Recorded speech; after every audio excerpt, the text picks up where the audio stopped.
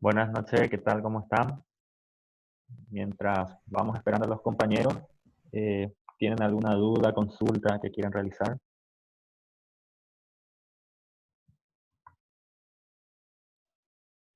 De mi parte, no, profesor, por el momento. De mi parte tampoco, profe.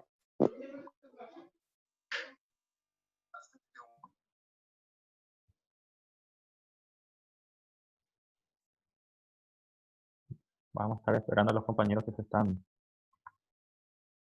ingresando.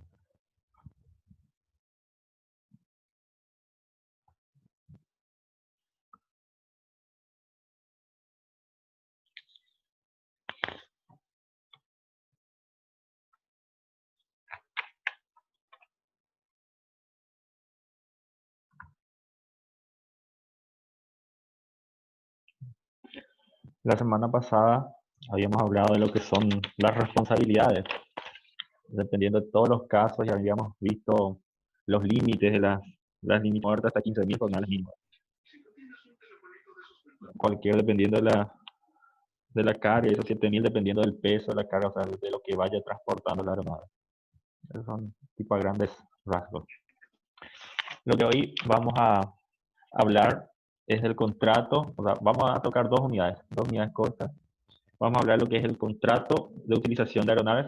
Vamos a hablar de ocasión, o todavía no tuvieron contrato.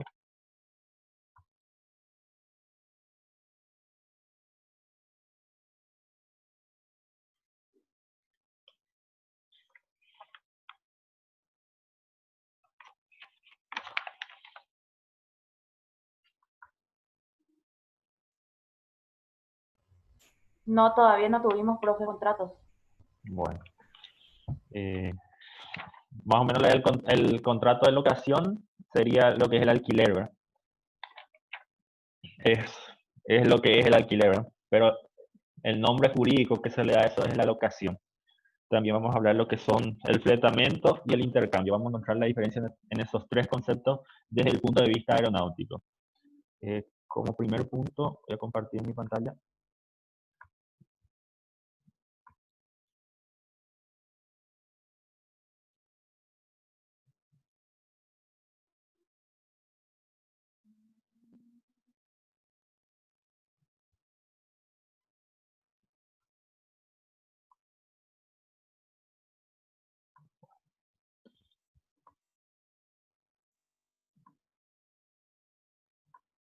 Primeramente vamos a hablar de lo que es la locación. O sea, la locación es el alquiler de una cosa. Ahora, en este caso, desde el punto de vista aeronáutico, el código, no el locador, concede al locatario el uso y goce de una aeronave o de motores de la aeronave por un tiempo o distancia determinada, cierto en dinero o en otros valores.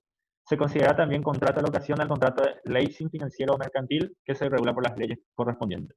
Alquileres de autos, donde se alquila un auto por un cierto tiempo. Y es más o menos, en este caso, en vez de alquilar un auto, se alquila lo que es una aeronave, ¿verdad? La locación, veremos la diferencia con el fletamento antes de entrar y para aclarar. En la locación se entrega, es decir, se entrega por completo, por decirlo así. En el fletamento vamos a ver que solamente se alquila, pero el otro mantiene todavía su uso, es decir, solamente por ese vuelo es lo que el fletamento no en sí. Mientras la locación, el explotador le entrega totalmente para su uso y goce de esa aeronave. Para ese contrato de locación se debe hacer por instrumento público o también se puede hacer por instrumento privado con una certificación de firma en la escribanía. Este contrato de locación tiene que inscribirse. Como sabemos, el registro público es un ente que sirve para toma de conocimiento de terceros, o sea, para oposición contra terceros. Si no se inscribe, los daños, ya la semana pasada, los daños que ocasione la aeronave será solidariamente responsable el locador y el locatario si es que no se llega a inscribir. En el caso de que se llegue a inscribir, que es lo importante para el locador, porque ahí le transfiere totalmente el uso y goce y las responsabilidades que acarrea eso. De ahí la importancia de inscribir ese contrato de locación.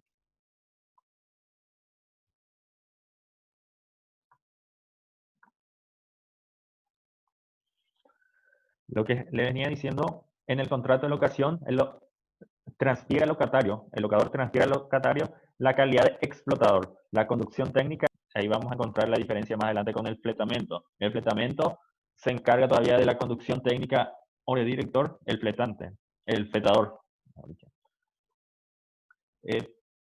Todo locatario de la aeronave deberá contar con la capacidad prevista en este código para ser propietario. Habíamos hablado, semanas de aeronave tiene que justificar los medios técnicos y cuantíficos para poder solventar esos puntos. Y ahí el locador también se reúne esos requisitos.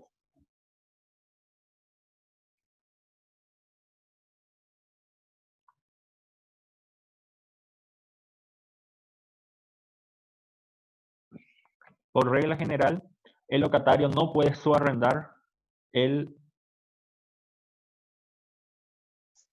la aeronave, no puede subarrendar la aeronave sin un consentimiento escrito del locador. Es decir, por regla general no puede, a no ser que ellos hayan pactado, es lo que establece el 259.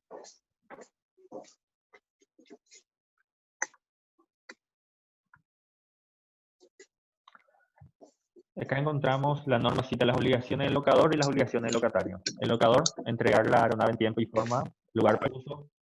Son esos puntos lo que tiene la obligación del locador.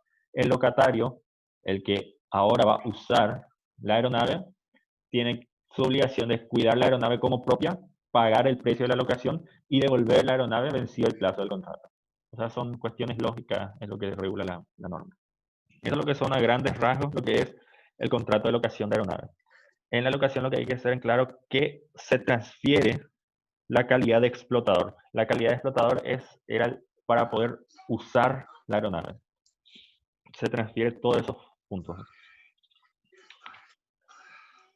El fletamiento, a diferencia de la locación, se obliga, una de las partes, el fletante, se obliga a poner a disposición la otra llamada fletador por un precio determinado la capacidad total o parcial de una aeronave para uno o más viajes establecidos durante un periodo de tiempo determinado. Reservándose el fletante, la dirección de la tripulación y conducción transfiere su calidad de flotador. Y aclara nuevamente. La diferencia en la locación, el locador transfiere su calidad de flotador. En cambio, en el fletamento, el fletante no transfiere su calidad de flotador, solamente se obliga a realizar uno o dos viajes, o sea, depende del contrato y por el tiempo establecido. Tampoco no existe tanto formalismo en el contrato. Es decir, el contrato, habíamos visto que en el contrato de locación se tenía que hacer por instrumento público o por instrumento privado y que debía de ser inscrito para que el locador no tenga las responsabilidades. En caso del fletamento, solamente da una opción. O sea, si se quiere inscribir, será opcional. Algún efecto, ese punto. De ahí la opcionalidad a ese punto. Y debe constarse por escrito, pudiendo ser formalizado por instrumento público con certificación de firma. Es decir, sin certificación de firma ya se puede hacer un contrato de fletamento.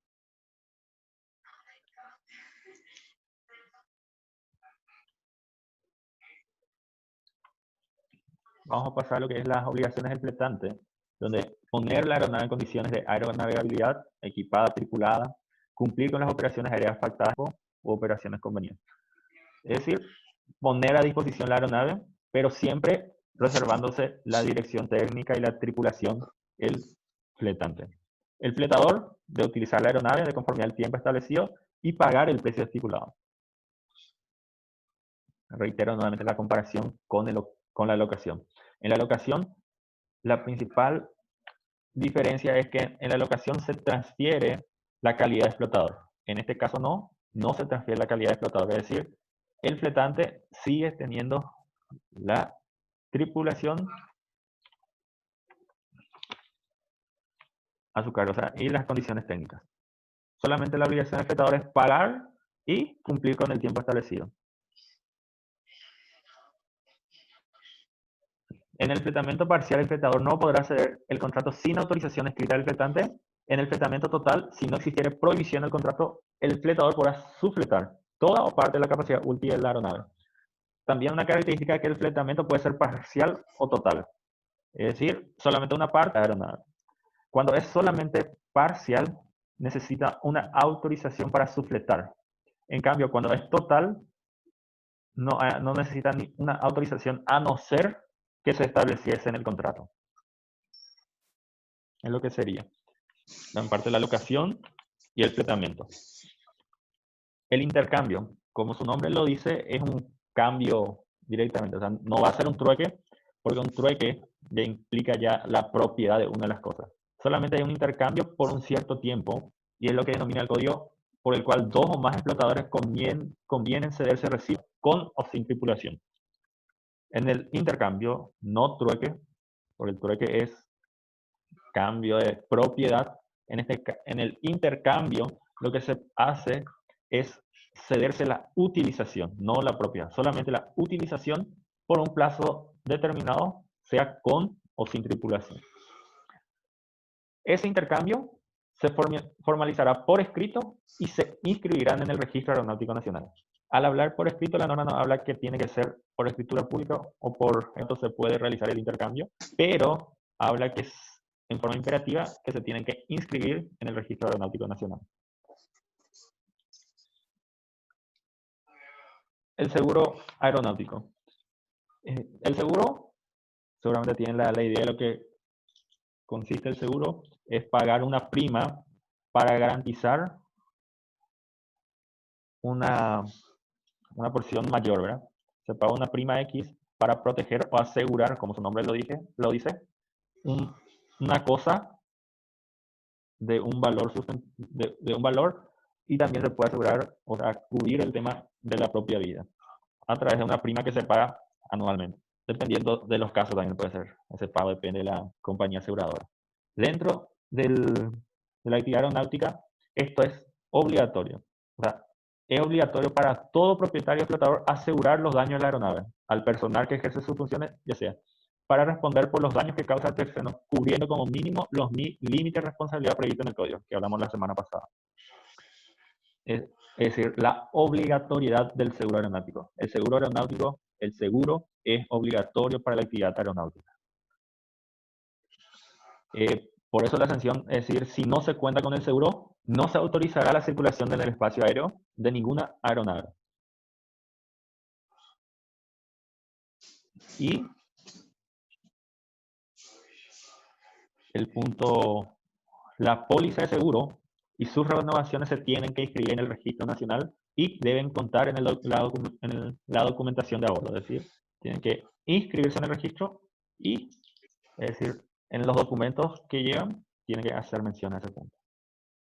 Ahí lo que es, a grandes rasgos, lo que es la unidad 9, de lo que habla el contrato de utilización de aeronaves y también de lo que es el seguro aeronáutico.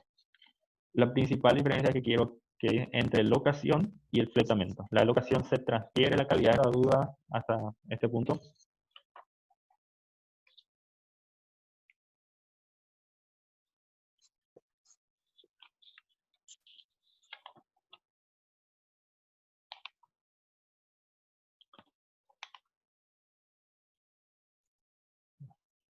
Bueno, vamos pasando entonces. La unidad 10 habla de búsqueda, asistencia y salvamento. Son tres palabras, tres conceptos diferentes que el artículo 284 las define de la siguiente manera, que se entiende por búsqueda el conjunto de operaciones destinadas a averiguar la situación de una aeronoticia de la misma. La búsqueda es buscar la aeronave, sería vulgarmente hablando, ¿verdad? La asistencia es cuando se entiende por asistencia al auxilio o ayuda que una aeronave presta a otra que se encuentra en una situación de peligro con el propósito de evitar un siniestro. La asistencia es la ayuda, en otras palabras. Y el salvamento es cuando ya se produce el siniestro y entonces el salvamento es la acción dirigida para rescatar o socorrer a personas o cosas que se encuentran a bordo de una aeronave accidentada. El primer punto, la aeronave está perdida. En el segundo, está en un peligro y se necesita un auxilio, una asistencia para evitar ese siniestro. Y el salvamento ya es una forma de socorrer y rescatar a las personas que se encuentran. Es lo que son los conceptos de búsqueda, asistencia o salvamento. La Autoridad Aeronáutica Civil será el organismo encargado de la dirección y organización de búsqueda, asistencia y salvamento. A los fines de este título, podrá requerir a los explotadores de las aeronaves, personas físicas, jurídicas bajo cuya dirección se encuentran, personas especializadas que tuviesen sistema de comunicación. Lo primordial, la cabeza de esa búsqueda, de esa asistencia o de ese salvamento, es la Autoridad Aeronáutica Civil. En este caso, en el Paraguay sabemos que es la DINAC.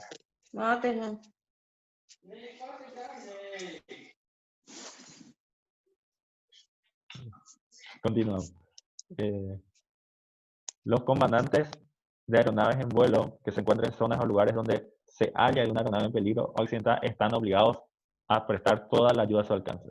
Es decir, la obligatoriedad, es decir, sería relacionada a lo penal si ellos no prestan, esa sería como una omisión de auxilio. Y de ahí radica la obligación de hacer, si uno está cerca, de ayudar, de realizar la búsqueda, la asistencia o salvamento, las aeronaves en vuelo que se encuentran en zonas, lugares cercanos. ¿En qué casos se le releva? O sea, no existe esa obligación de prestar ayuda. La norma cita en 3 casos, cuando las operaciones ya sean prestadas en iguales o mejores condiciones, o sea, ya hay otra aeronave y o sea, la otra aeronave va a molestar, entonces en ese caso, socorro requiere un riesgo para las personas a bordo de la aeronave que concurra a él. O sea, no puedo yo, tratando de salvar, correr un riesgo elevadísimo de yo mismo irme a fundir, ¿verdad? Por decirlo así vulgarmente. Es decir, sería dentro de los límites de la posibilidad dentro de ese punto. O sea, no puedo dar lo que no tengo. Y en el tercer caso, cuando no hubiese posibilidad de prestar un socorro útil. Es decir, se me releva la obligación cuando no hay, o sea, lo que yo pueda hacer no va a generar ninguna ayuda, ni va a servir, ni va a ser algo útil, como dice la propia norma. Entonces, en esos casos no existe ninguna obligación de prestar ayuda, o sea, se le releva de esa obligación. Es lo que son, tipo en grandes rasgos. Al último punto lo que quería, el 297, que se presume que hay una pérdida de aeronave en los siguientes casos. Cuando se hubieran agotado todos los medios de búsqueda y este hecho se hiciese constar expresamente por el propietario de la aeronave ante la autoridad. Y B, cuando transcurrido 6 meses de ¿Con qué fin se busca esto? Con el fin de que se pueda anular la inscripción en el registro aeronáutico. De ahí lo que tiene la presunción de la pérdida.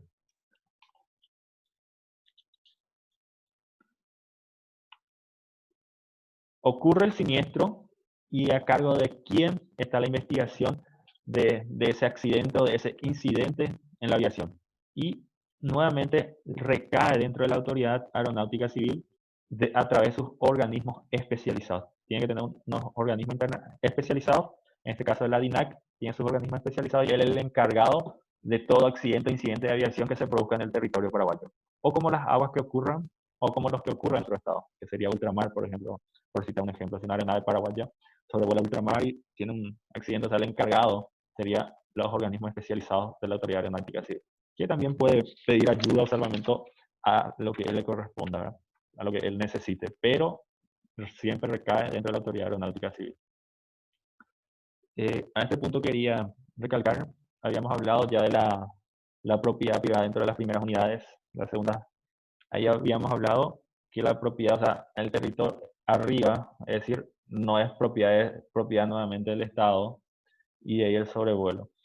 Pero ocurre, una vez más, cuando ocurre un siniestro, un aterrizaje forzoso dentro de una propiedad privada, este propietario no puede oponerse a que los funcionarios entren al predio ni a sesión o para la asistencia de los accidentados. O sea, tiene que dar permiso, está obligado a dar permiso para que entre a su propiedad. O sea, es decir, en este caso, la propiedad privada, conociendo lo que significa la propiedad privada, en este caso se suprime por un interés superior. Y ahí lo que son a grandes rasgos los puntos más importantes dentro de lo que es las unidades 9 y 10, que habla de la locación, del fletamento, del intercambio, del seguro que es obligatorio y además de ello se tiene que inscribir en el registro aeronáutico nacional. Y hablamos de la búsqueda, asistencia y salvamento, como así también las investigaciones.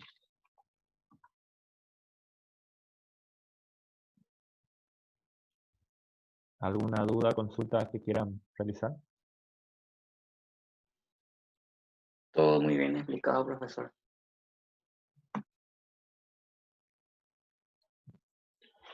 Eh, Vamos a estar cualquier cosa. Ya volví a alzar los puntos para la tarea. Cualquier cosa, cualquier error. La vez pasada creo que hubo algunos errores que se tendría que subsanar. Creo que puse, no sé, tenía que ser explotador. Puse otro concepto, un error de transcripción. Cualquier duda que tengan, no duden en consultarme. Estoy a disposición.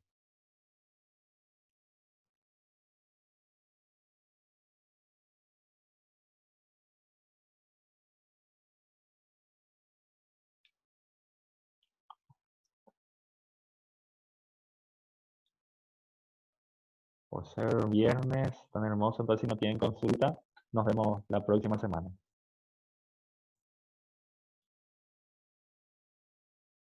Dale, profe. Está bien. Y mira,